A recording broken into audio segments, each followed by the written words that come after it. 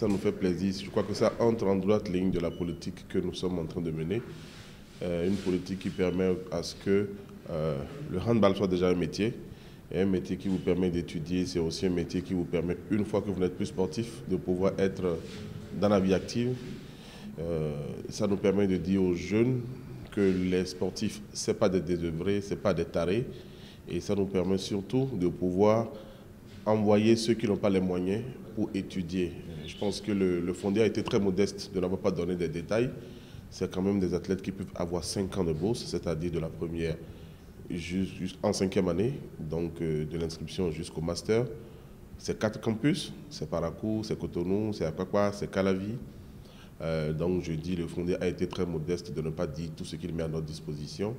Les jeux universitaires, s'ils vont rentrer dans le centre de la politique sportive et s'ils peuvent encourager à de telles émulations, on ne peut que être content. La première raison, c'est une amitié. La deuxième, la passion pour le sport. La troisième, la volonté d'aider les plus démunis. Cette volonté croisée de part et d'autre au niveau du président de la Fédération béninoise de handball et de l'institution universitaire ESAE. Quand vous mettez ces 3 éléments ensemble, ça a permis de penser vraiment solidifier quelque chose de bien, de durable et de fort pour vraiment aider cette jeunesse-là. Nous sommes présents en tant qu'institution dans le football. Quand on dit ESAE, ESAE FC, tout le monde le sait. On a un palmarès, on a une histoire, on a laissé des traces que nous espérons bien vont être rattrapées, compensées ou bouclées par d'autres qu'à présent. Les Jeux universitaires sont arrivés, ça fait 2 ou 3 années que nous participons, on est toujours en finale. Cette année, nous avons gagné la première place et la 3e place. Nous avons des jeunes athlètes qui ont eu 4 médailles, toujours pour ESAE. Mais malheureusement, le handball, qui est un sport que nous affectionnons, n'a pas pu présenter une seule équipe. Je ne peux pas avoir une proximité aussi agréable avec le président du handball et ne pas pouvoir disposer dans mon université une équipe de handball.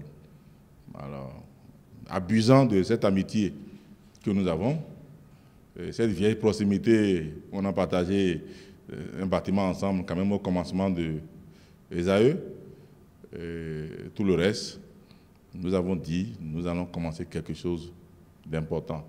Et le but le plus important qu'il faut retenir de ce partenariat, c'est que nous allons permettre à des personnes, des indigents qui ont quand même de la très bonne volonté d'étudier, mais dont les parents n'ont pas les moyens, mais qui ont du talent pour faire du handball. Parce qu'ici, le partenariat, c'est d'abord le handball.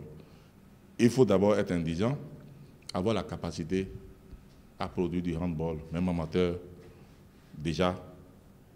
Et sur la base de ça, nous les encadrons et nous les mettons à disposition de nos campus. Et ils seront la pépinière que ESAE va commencer par présenter. D'abord pour les Jeux universitaires, et pourquoi pas Jeux universitaires africains. Parce que dans d'autres pays, ça se présente, ça se joue allègrement. Nous allons partir de quelque part.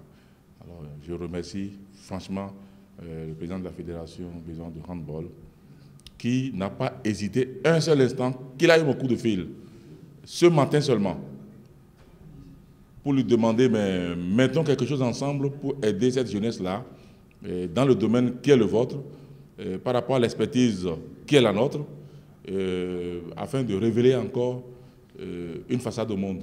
Il n'a pas hésité, le matin déjà, et nous voilà ici pour mettre pratiquement déjà en forme un partenariat qui va profiter vraiment à ce pays, aux enfants de ce pays, des cadres de demain.